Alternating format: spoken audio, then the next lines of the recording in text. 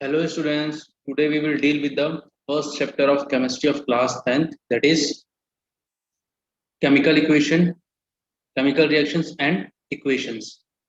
So students, अगर मैं बात करूं आपके एनसीईआरटी या फिर एस चांद के डेफिनेशन की, तो केमिकल रिएक्शन क्या होता है? Chemical reaction is a process और are the process in which new substance is form with new property.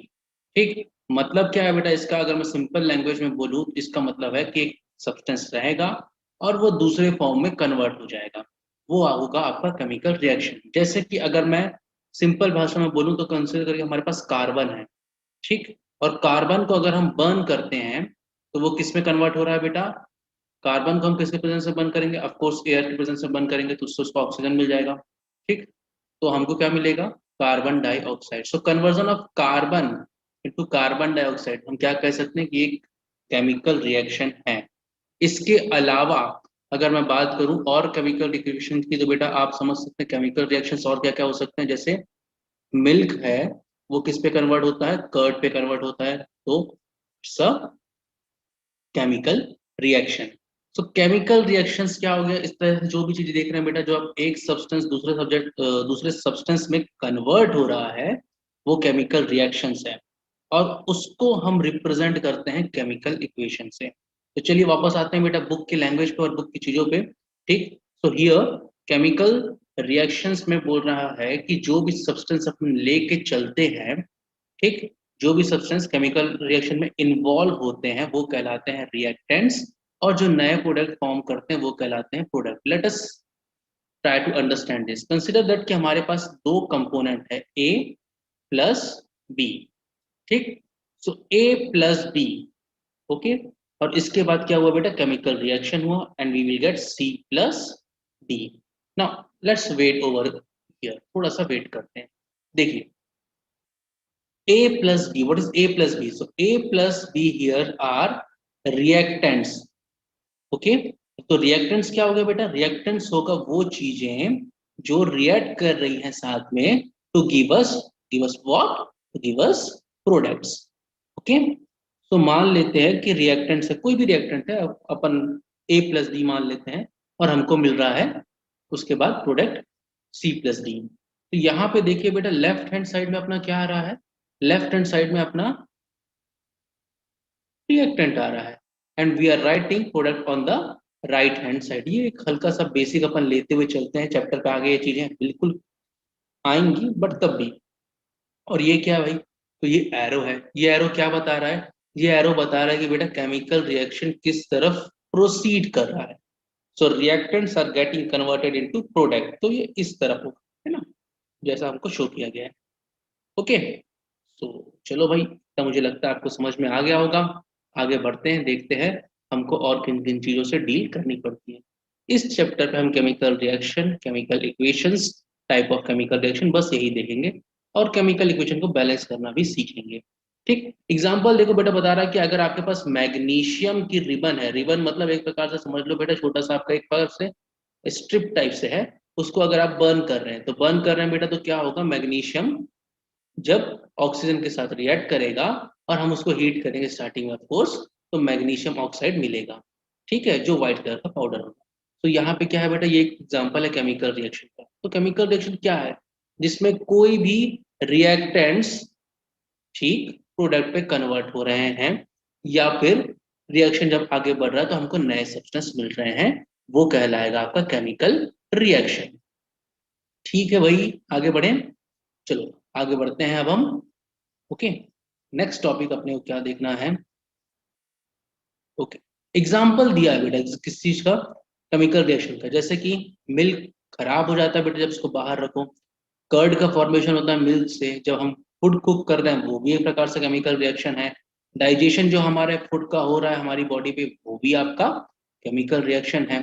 ठीक, fermentation of grapes, okay, rusting of iron. Rusting of iron समझ में आ रहा है ना बेटा? जो आयरन पे जंग लग जाता है, कब लग जाता है बेटा? जब आप उसको खुला छोड़ देते हैं, जब उस पे एयर और वाटर अटैक करता है तो उस पे रस्टिंग होती है। सेम बर्निंग ऑफ फ्यूल्स, कोल को बर्न करना, कोल ही तो है आपका कार्बन।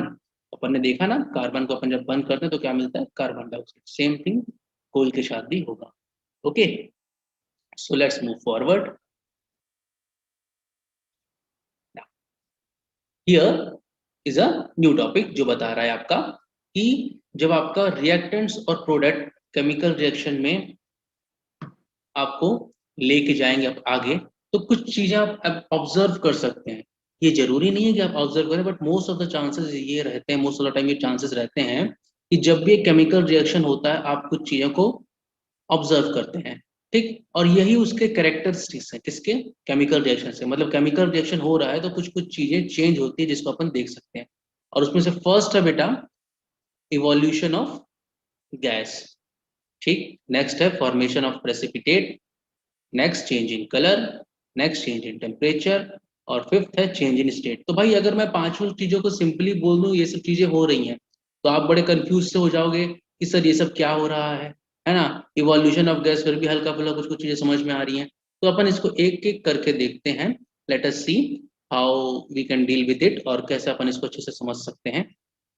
फर्स्ट टॉपिक अपन देखते हैं बेटा इवोल्यूशन ऑफ गैस। तो इवोल्यूशन ऑफ गैस में देखिए बेटा कि जब आप क्या करेंगे, आपने एक कोनिकल पास फ्लास्क लिया है बेटा। कोनिकल फ्लास्क का मतलब है आपने कुल मिला के बीकर जैसी चीज लिए, कंटेनर लिया आपने, एक कंटेनर लिया है और उसमें आपने क्या किया है, डाइल्यूट सल्फ्यूरिक एसिड लेके रखा है आपने। ठीक, और उसमें आपने डाल दिया जिंक ग्रैनुअल्स। बेटा ग्रैनुअल्स क्या होते हैं? ग्रैनुअल्स क्या होता है? छोटे छोटे टुकड़े जो रहते हैं ना, कंकड़ जैसे, उनको बोलते हैं ग्रैनुअल्स। पाउडर नहीं रहते हैं ना, और बहुत बड़ा भी नहीं होता। जिंक एक मेटल है, आपको पता है। तो हम क्या कर रहे हैं भाई, जिंक ग्रैनुअल्स को डाल रहे हैं किस पे? सल्फ्यूरिक एसिड पे। तो क्या होगा बेटा, आप देख सकते हैं कि ऊपर कुछ देर के बाद आपको एक हल्का सा आप बताया जाएगा कि हाइड्रोजन गैस रिलीज हो रहा है। तो हाइड्रोजन गैस रिलीज हो रहा है तो भाई अपन देख तो सकते नहीं उसको। ठीक, हाइड्रोजन गैस उतने से अपन देख तो सकते नहीं, तो कैसे पता चलेगा हाइड्रोजन गैस रिलीज हो रहा है? सिंपल तरीका है भाई कि आप एक बर्निंग कैंडल लेके आइए, है ना, मोमबत्ती जला के लेके आइए इसके पास। ठीक, अगर यहाँ पे आपका क्या है, हाइड्रोजन गैस है, तो एक पॉपअप साउंड के साथ, है ना, एक छोटा सा साउंड होगा, हल्का सा एक्सप्लोजन जैसा नहीं होगा कुछ भी, बट हल्का सा एक्सप्लोजन का एक छोटा सा रूप टाइप से होगा, और उसमें आप उसको होल्ड कर सकते हैं, और वो शो करेगा कि हाइड्रोजन गैस है, क्योंकि हाइड्रोजन गैस बेटा बर्न करता है। ठीक, तो यहाँ पे अपन देख रहे हैं क्या हो रहा है कि जिंक जो है वो क्या कर रहा है, सल्फ्यूरिक एसिड के साथ रिएक्ट कर रहा है। तो अपने वो जानने वाली बात क्या है कि भाई जब जिंक रिएक्ट कर रहा है किससे? सल्फ्यूरिक एसिड से, तो क्या कर रहा है वो, आपकी गैस रिलीज कर रहा है। कौन सी गैस रिलीज कर रहा है? हाइड्रोजन गैस रिलीज कर रहा है। कैसे हो रहा है, चलो एक बार इसको अपन एक एग्जांपल में आपको इसका जो है केमिकल इक्वेशन यहाँ पे लिखा नहीं है, बट देख लेते हैं अपन। ठीक, कंसीडर करते हैं हमारे पास सल्फ्यूरिक एसिड है, कंसीडर क्या करना है ही। ठीक, सो H2SO4, this is the chemical formula of what? Sulphuric acid. इसके साथ अपन ने क्या किया बेटा, जिंक लिया। ठीक, तो क्या होगा कि जिंक जो है वो सल्फेट के साथ रिएक्ट कर लेगा। ओके, जिंक जो है वो सल्फेट के साथ रिएक्ट कर लेगा, और हमको देखने के लिए मिलेगा एक केमिकल इक्वेशन, और वो केमिकल इक्वेशन ऐसा होगा ZnSO4, zinc sulphate plus hydrogen gas, जो कि आपको उसकी बात है गैस फॉर्म में है, तो ऊपर उड़ती हुई सी, या फिर ऊपर वो हम बोल सकते हैं कि वो इवापोरेट होते हुए दिखेगी। ठीक है, या फिर सिंपली बोल सकते हैं बेटा जब इस टाइप का गैस का कंडीशन आता है तो हम बोल सकते हैं रिलीज हो रही है, हाइड्रोजन गैस रिलीज हो रही है। ठीक, तो यहाँ पे क्या हुआ भाई, यहाँ पे ये हुआ कि का सल्फेट और जिंक साथ में आ गए, और हमको मिला ZnSO4 and H2 gas release हुआ। तो ये हो गया बेटा पहला कैरेक्टरिस्टिक किसी केमिकल रिएक्शन का, कि उसमें कोई गैस रिलीज हो सकती है, हो सकती है, होती है, ये जरूरी नहीं है। ठीक है, चलिए नेक्स्ट कैरेक्टरिस्टिक्स की तरफ चलते हैं कि और किसी केमिकल रिएक्शन में क्या हो सकता है। तो भाई यहाँ पे सिंपल आपका सेकंड वाला है फॉर्मेशन ऑफ प्रेसिपिटेट। ठीक, प्रेसिपिटेट फॉर्म होता है। प्रेसिपिटेट मतलब वो जो अनडिजॉल्व सा रहता है ना, जो ऊपर से दिखते रहेगा आपको।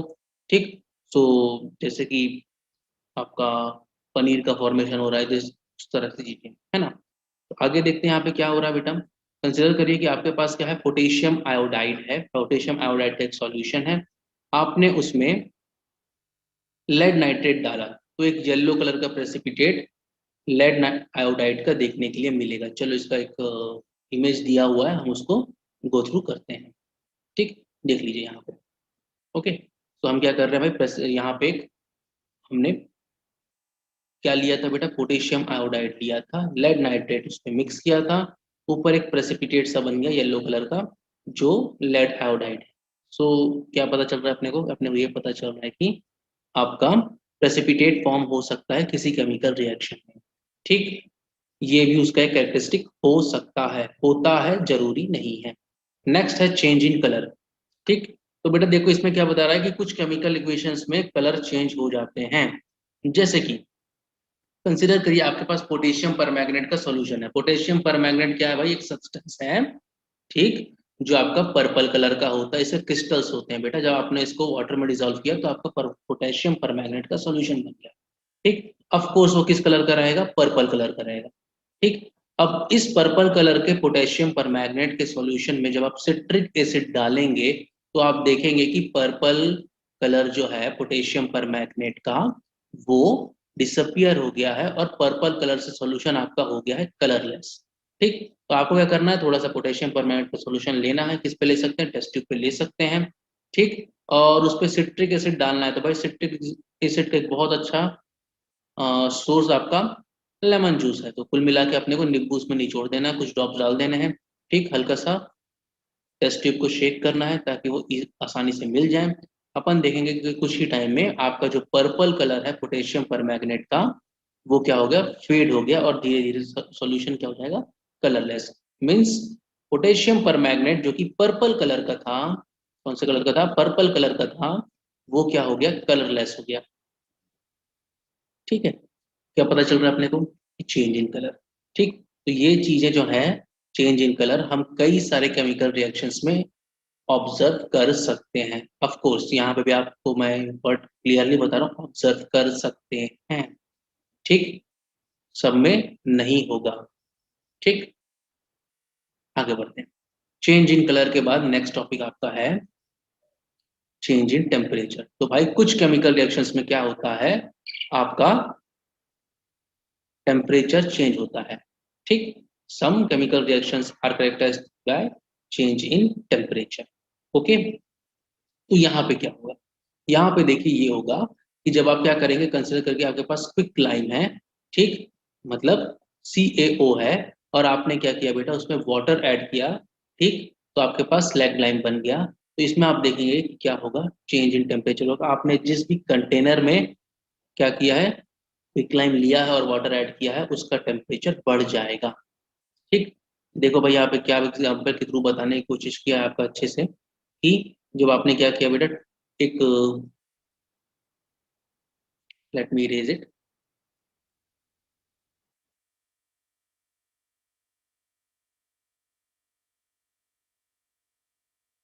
तो भाई देखो क्या हो रहा है यहाँ पे, ये हो रहा है कि आपने एक कंटेनर पे क्या लिया है, क्विकलाइम लिया है, कैल्शियम ऑक्साइड। ठीक, और इस बीकर में, इस कंटेनर में हमने क्या डाला, कुछ पानी डाला। तो अपन जब देखेंगे बाहर से उसको टच करके तो अपने को कुछ देर के बाद क्या लगेगा कि टेम्परेचर राइज हो रहा है। ठीक, तो क्या पता चला कि टेम्परेचर राइज होता है बेटा। ये जो कैल्शियम ऑक्साइड है ना, क्विक लाइम, इसका यूज बेटा उस समय होता था, पहले जो व्हाइट वॉश करते थे ना बेटा अपन दीवालों को। ठीक, अभी हम डिस्टेम्पर या फिर पेंट यूज करते हैं, बट कई जगहों पे चूना से उसको कलर करने की कोशिश करते हैं बेटा दीवालों को। तो उसमें क्या करा जाता है कि जब आप देखेंगे वो जब मिक्स करते हैं, क्या मिक्स करते हैं बेटा, वही कैल्शियम ऑक्साइड या फिर क्विक लाइम। ठीक, और अगर अपन नॉर्मल लैंग्वेज में बोले कि चूना, है ना, जब उसमें पानी डालते हैं तो उस कंटेनर का जिसमें आपने ये चीजें रखी हैं उसका टेम्परेचर बढ़ जाता है। ठीक, तो क्या पता चल रहा है भाई, कुछ केमिकल रिएक्शंस का होने पे टेम्परेचर चेंज होता है। तो भाई टेम्परेचर बढ़ गया, क्या हमेशा टेम्परेचर बढ़ता है, नहीं। केमिकल रिएक्शंस में कई बार टेम्परेचर कम भी होता है। जैसे कि अगर अपन क्या कर रहे हैं बेटा, आप सॉल्ट डिजोल्व करोगे वाटर पे, जब आप सॉल्ट डिजोल्व करते हो तो वाटर का जो टेम्परेचर, जैसे कंसिडर करके कि आपने एक ग्लास लिया, आपने एक कंटेनर लिया और उसमें आपने वाटर लिया हुआ है, और उसमें आपने क्या डाला, कुछ drops of NaCl, common salt डाल दिया। ठीक, और उसको डिजोल्व किया, तो आप देखेंगे कि उसका टेम्परेचर हल्का सा कम हुआ है। ठीक, हल्का सा कम हुआ है बेटा, बहुत कम चेंज होता है, बहुत कम, इसमें बहुत ज्यादा ऐसा नहीं है कि पूरा का पूरा ठंडा हो जाएगा वो बर्फ बन जाएगा, ऐसा नहीं है, है ना। हल्का सा टेम्परेचर कम होता है, जैसे कि अगर बाई चांस मान के 25 डिग्री है तो 24.5 इस टाइप से पहुंच जाएगा, आधा डिग्री या फिर 1 डिग्री के आसपास कम होता है जब हम NaCl कॉमन सॉल्ट डिजोल्व करते हैं किस पे, वाटर पे। ठीक, so this is a change in temperature for you, this is the fourth characteristics of a chemical reaction. Let us move forward for the fifth chemical reactions की जो characteristic है उसके ऊपर मूव ऑन करते हैं। Change in state, मतलब कि state change हो रहा है भाई, यहाँ पे स्टेट का मतलब आप समझिए, स्टेट का मतलब है कुल मिला के फेस। ठीक, तो कुछ केमिकल रिएक्शंस पे चेंज इन स्टेट होता है, मतलब उसके फॉर्म चेंज होता है, मतलब solid to liquid, liquid to gas, इस तरह से। ठीक, बेस्ट एग्जांपल बेटा कैंडल, जो वैक्स है सॉलिड फॉर्म पे है, जब आप उसको क्या करेंगे, बर्न करेंगे तो वो लिक्विड के फॉर्म में रहेगा, तो आप देखते हैं उसे पिघलता हुआ नीचे से जाता है। ठीक, तो ये हो गया भाई, जो वैक्स है सॉलिड है और वो क्या हो रहा है, कंबशन में लिक्विड जैसा बन जा रहा है, तो सॉलिड टू लिक्विड हो रहा है। ठीक, जब आप क्या कर रहे हैं, कैंडल को बर्न कर रहे हैं, तो क्या पता चलेगा अपने को कि कुछ केमिकल रिएक्शंस पे स्टेट चेंज होते हैं, solid to liquid, liquid to gas भी होते हैं, सॉलिड टू गैस भी हो सकते हैं। सॉलिड टू गैस होते हैं क्या, बिल्कुल होते हैं। ठीक, तो ये था बेटा आपका कुछ कैरेक्टरिस्टिक्स। क्या कैरेक्टरिस्टिक्स देखा बेटा अपन ने, हमने देखा कि कुछ केमिकल रिएक्शंस में क्या होता है, कुछ कैरेक्टरिस्टिक्स अपन को पहचान सकते हैं। जैसे कि पहला क्या हो गया बेटा, आप देखेंगे फर्स्ट की अगर मैं बात करूं तो अ, अभी अपन ने देखा चेंज इन स्टेट, उसके पहले अपन ने देखा बेटा क्या, उसके पहले अपन ने देखा चेंज इन टेम्परेचर, देखा क्या, बिल्कुल उसके पहले अपन ने क्या देखा बेटा, चेंज इन टेम्परेचर के पहले change in colour, next formation of precipitate, और फर्स्ट था इवोल्यूशन ऑफ गैस। ठीक, तो ये कुछ 5 चीजें हैं, 5 कैरेक्टरिस्टिक्स है जिसको हम देख सकते हैं, ऑब्जर्व कर सकते हैं किसी केमिकल रिएक्शन में। क्या ये कंपलसरी है होना, तो नहीं, कंपलसरी नहीं है, है ना, बट मोस्टली हम इसको ऑब्जर्व करते हैं, इनमें से कुछ ना कुछ होगा, इसकी बहुत ज्यादा चांसेस रहते हैं। ठीक है, चलो, मुझे लगता है इतना इनफ है, अपना अब आगे बढ़ते हैं।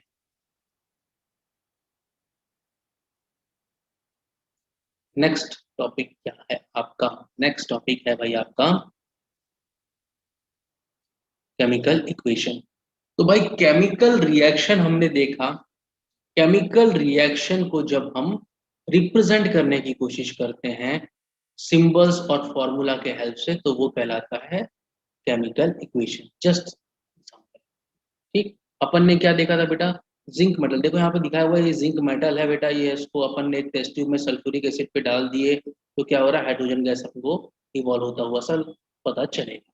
ठीक, तो एक्चुअली केमिकल रिएक्शन क्या है बेटा, zinc plus sulphuric acid give us zinc sulphate and hydrogen gas. जब हम केमिकल इक्वेशन की बात करें तो हम इसका फॉर्मूला यूज करते हैं। ठीक, और या फिर सिंपली बोल सकते हैं अपन कई बार उसके सिंबल्स भी यूज करते हैं। तो जिंक का बेटा सिंबल है क्या, Zn। फॉर्मूला सल्फ्यूरिक एसिड का है H2SO4। ठीक, जिंक सल्फेट का है ZnSO4 और हाइड्रोजन का है भाई H2। ठीक, तो एक केमिकल रिएक्शन को हम केमिकल इक्वेशन के फॉर्म में कैसे लिख रहे हैं, Zn zinc, okay, plus H2SO4 that is sulfuric acid, this will give us zinc sulfate plus hydrogen. ठीक, तो आपका रिएक्ट क्या क्या कर रहा है बेटा, जिंक और जिंक सल्फ्यूरिक एसिड, तो जो रिएक्ट कर रहा है वो क्या है, रिएक्टेंट, जो फॉर्म हो रहा है वो है product. So reactants are written in the left hand side and this is written in the right hand side. ठीक, आया समझ में। बुक में जो डेफिनेशन दी है बेटा रिएक्टेंट्स की वो आप देख सकते हैं, द सब्सटेंस विच कंबाइन और react are known as reactant. ठीक है भाई, जब दो हैं तो बीच में कौन सा साइन आएगा, प्लस, कॉमा नहीं लगाएंगे। ठीक, तीन है तो यहाँ पे एक और प्लस के साथ उसको रिप्रेजेंट करेंगे, चार है, जैसे जितने भी बढ़ते जाएगा अपन उसको प्लस साइन के साथ रिप्रेजेंट करेंगे। प्रोडक्ट कौन सा है बेटा, वो जो नया सब्सटेंस प्रोड्यूस हो रहा है रिएक्शन से उसको अपन क्या बोल रहे हैं, प्रोडक्ट बोल रहे हैं। इस केस में वो है ZnSO4 that is zinc sulphate and hydrogen. ठीक है, ऑफ कोर्स दो चीज हो रही है, दो से ज्यादा चीज हो रही है, हम उसको भी प्लस साइन से रिप्रेजेंट करेंगे ऐड करने के लिए। We will not at all use comma और एंड जैसे सब्सटेंस को यूज नहीं करेंगे। ठीक है, चलो जी आगे बढ़ते हैं।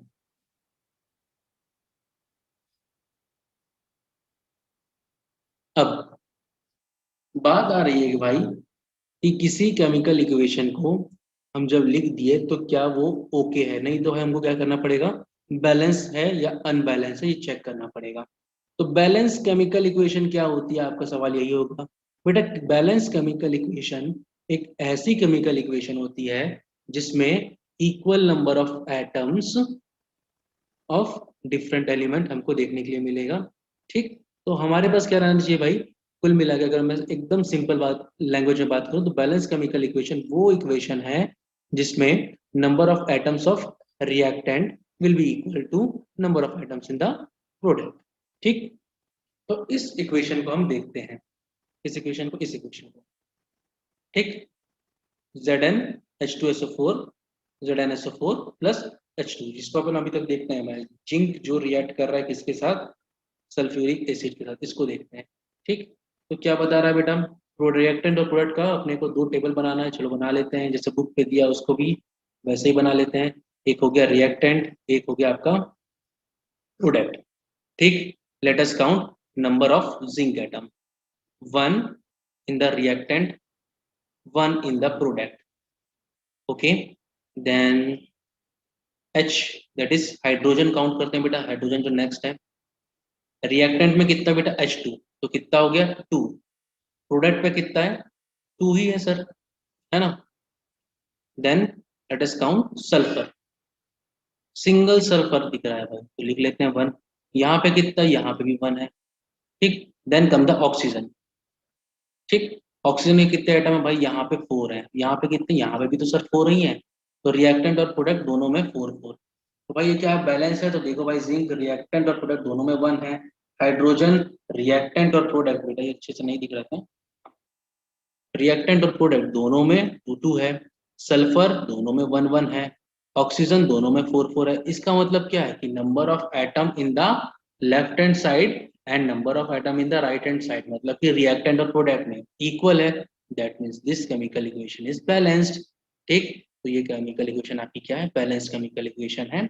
Okay, now next chemical equation पे बढ़ते हैं भाई, ये है फॉर्मेशन ऑफ वाटर। ठीक, अनबैलेंस केमिकल इक्वेशन। तो अनबैलेंस केमिकल इक्वेशन क्या है भाई, अनबैलेंस केमिकल इक्वेशन वो इक्वेशन है जिसमें number of atom of reactants and products are not equal.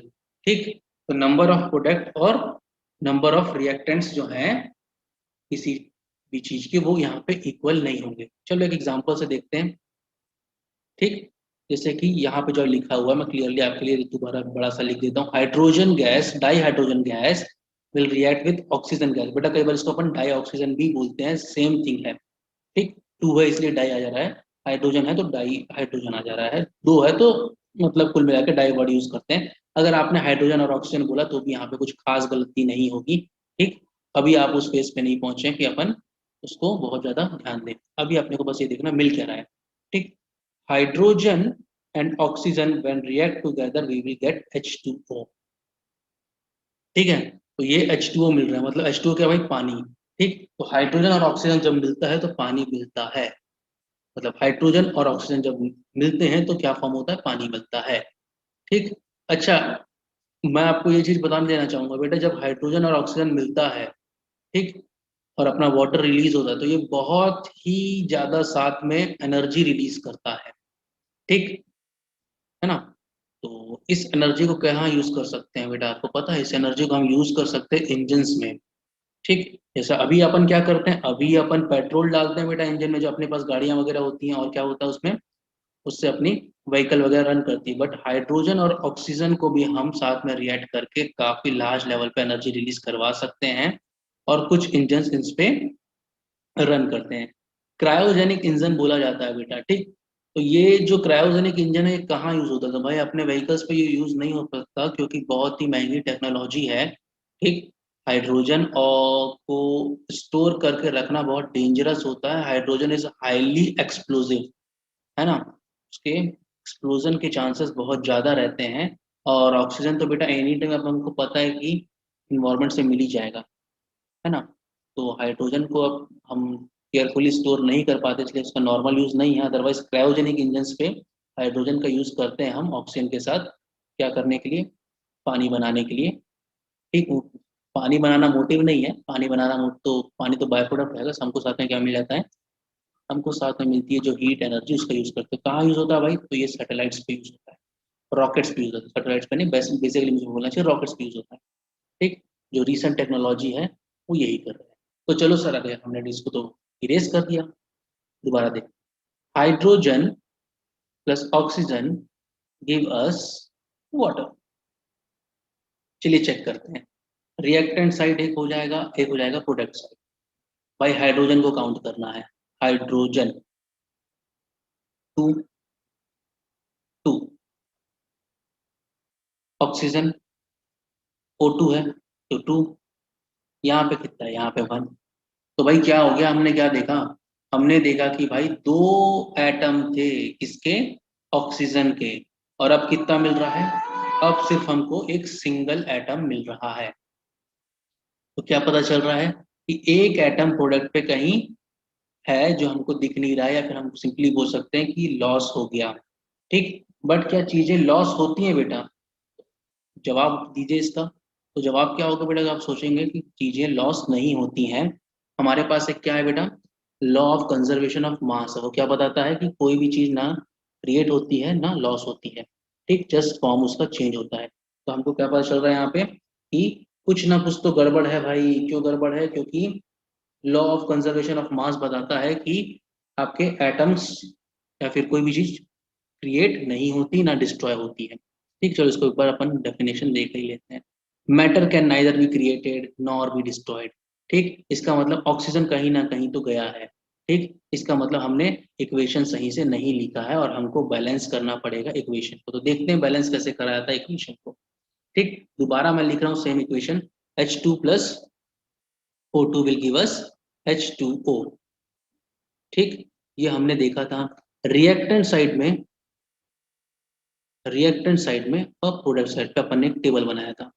ठीक, और टेबल कैसा था, हाइड्रोजन 2, 2, ऑक्सीजन 2, 1। ठीक, तो अपन क्या करेंगे बेटा, देखिए प्रॉब्लम किस में आ रही है, ऑक्सीजन पे आ रही है। यहाँ पे प्रॉब्लम किस पे आ रही है, ऑक्सीजन पे आ रही है। तो हम क्या करेंगे, अपन देखेंगे कि ऑक्सीजन का सोर्स क्या है। तो ऑक्सीजन का सोर्स तो H2O है। ठीक, हम इसमें क्या कर लेंगे, 2 से मल्टीप्लाई कर लेंगे, let us multiply it with 2। ठीक, तो जब आप इसमें 2 से मल्टीप्लाई करेंगे तो बेटा सिर्फ ऑक्सीजन में 2 से मल्टीप्लाई कर सकते हैं क्या, नहीं, आपको पूरा H2O2 कर H2O से मल्टीप्लाई करना पड़ेगा। ठीक, ओके। अच्छा, इसमें एक मैं आपके साथ एक चीज शेयर करना चाहता हूँ मैं, कि मेरे एक स्टूडेंट ने बोला कि सर हम इसको H2O2 क्यों नहीं कर सकते, H2O को हम H2O2 क्यों नहीं कर सकते, क्यों नहीं लिख सकते, बैलेंस करने के लिए मल्टीप्लाई क्यों कर रहे हैं आप। तो बेटा इसका आंसर ये है कि H2O क्या है, अगर इसको कॉमन फॉर्म में बोलूं तो ये है बेटा वाटर। H2O2 क्या है बेटा, ये है पेरोक्साइड। ठीक, पेरोक्साइड जानते हैं आप लोग। अच्छा, जैसे कि अगर अपने को कई बार चोट वोट लगती है बेटा, कई बार जो अपन छोटा मोटा देखते हैं कि हल्का फुल्का सर्जरी वगैरह होता है, तो उस पे वुंड्स को क्लीन करने के लिए, चोट जो हमारे को लगती है, या फिर हमारा बाई चांस छोटा मोटा सर्जरी हुआ है, तो उसको क्लीन करने के लिए हम कई बार स्पिरिट यूज करते हैं और उसके साथ साथ पेरोक्साइड यूज करते हैं। तो पेरोक्साइड एक टोटली डिफरेंट केमिकल प्रॉपर्टी वाला एक सब्सटेंस अलग है, जो बिल्कुल वाटर के जैसा नहीं है। तो हम बेटा यहाँ पे केमिकल फॉर्मूला चेंज नहीं कर सकते हैं केमिकल इक्वेशन को बैलेंस करने के लिए। तो लास्ट ऑप्शन क्या बचेगा बेटा हमारे पास, कि हम जिसमें हमको प्रॉब्लम आ रही है उसके सोर्स को हम मल्टीप्लाई करें 2 से। ठीक, तो जब हम 2 से मल्टीप्लाई करेंगे तो यहाँ पे क्या मिलेगा, H2 plus O2 will give us 2H2O। ठीक, अब हम इसका एक टेबल बनाएंगे रिएक्टेंट और प्रोडक्ट साइड का। Let us take reactant and product, let us count hydrogen. यहाँ पे 2 है और यहाँ पे 2 into 2 that is how much, 4। Oxygen 2 and 2। इसका मतलब भाई फिर हमारा इक्वेशन बैलेंस नहीं है, हमारा इक्वेशन फिर से बैलेंस नहीं हो पाया। तो अब हम क्या करेंगे, किस तरफ प्रॉब्लम आ रही है भाई, किस तरफ कम है, तो यहाँ पे कम है वो कौन सा साइड है भाई, वो रिएक्टेंट्स का साइड है, मतलब इस तरफ का साइड है। ठीक, तो हमको यहाँ पे क्या करना पड़ेगा, हम यहाँ पे कोशिश करेंगे कि हम इसको क्या बढ़ा सकते हैं उस रेशियो में जिस रेशियो में प्रोडक्ट पे है। तो 2 को क्या हम 4 बना सकते हैं। ठीक, 2 को हमको 4 बनाना है तो क्या करना पड़ेगा, तो भाई सिंपल सी बात है, 2 से मल्टीप्लाई करना पड़ेगा। तो चलिए यहाँ पे अपन क्या करते हैं, 2 से मल्टीप्लाई कर देते हैं। अब देखो भाई हाइड्रोजन का सोर्स तो यहाँ पे सिर्फ H2 है, ऑक्सीजन से इसका कोई लेना देना नहीं है, तो सिर्फ हम इसको मल्टीप्लाई करेंगे 2 से। ठीक, तो हमको क्या मिलेगा, 2H2 plus O2, this will give us 2H2O। ठीक, हमारे पास एक तीसरा इक्वेशन आ गया। अब इस इक्वेशन का भी हम एनालिसिस करेंगे, लेफ्ट हैंड साइड में क्या है, राइट हैंड साइड में। देखो बेटा यहाँ पे मैंने रिएक्टेंट और प्रोडक्ट लिया है, इसके जगह पे ना कुछ लोग लेफ्ट हैंड साइड और राइट हैंड साइड पे लिखते हैं, तो वो भी भाई लेफ्ट हैंड साइड में रिएक्टेंट ही रहेगा, राइट हैंड साइड में प्रोडक्ट ही रहेगा, ये बात तो ऑब्वियस है। ठीक, तो आपको डरना नहीं है। ठीक, सिंपली लेफ्ट हैंड साइड मतलब रिएक्टेंट। तो भाई दोबारा अपन एक टेबल बनाते हैं, तो रिएक्टेंट एंड प्रोडक्ट। ठीक, देखते हैं, हाइड्रोजन H2 का 2 और हमने सामने 2 से मल्टीप्लाई किया। ठीक, तो ये हो जाएगा 4। How much hydrogen is here, 4। Oxygen 2 है और 2 है। लो भाई अब हमको क्या मिल गया, अब हमको मिल गया कि रिएक्टेंट्स एंड प्रोडक्ट में सारी चीजें हमारी इक्वल आ रही हैं, that means now the equation is balanced. तो फाइनल हमारा जो केमिकल इक्वेशन है वो क्या होगा, 2H2 plus O2 will give us 2H2O। ठीक है, गॉट इट, सिंपल था सर, सिंपल तो उतना नहीं था बेटा, आप इसको नोट इट डाउन करना पड़ेगा, you have to note it down, you have to copy it down. मैं आपको अब यहाँ पे थोड़ा सा हौच पौच हो गया है, एक काम करता हूँ यहाँ पे लिख देता हूँ मैं कि किस तरह से आपका इक्वेशन कौन कौन सा पहला है। सो पहला इक्वेशन ये है भाई, this is the first equation for you. Okay, ये तो कुछ नहीं है, ये सेकंड वाला है भाई आपका, इसके बाद नोट डाउन होगा है ना, और थर्ड तो ये है जो बचा। क्या ये आपको कुछ समझ में आ रहा है कि आप इसको एक बार रख से लिख सकते हो, मेरे ख्याल से भाई आप इसको लिख सकते हो, है ना। तो चलिए भाई इसका स्क्रीनशॉट लीजिए, आगे बढ़ेंगे अपन।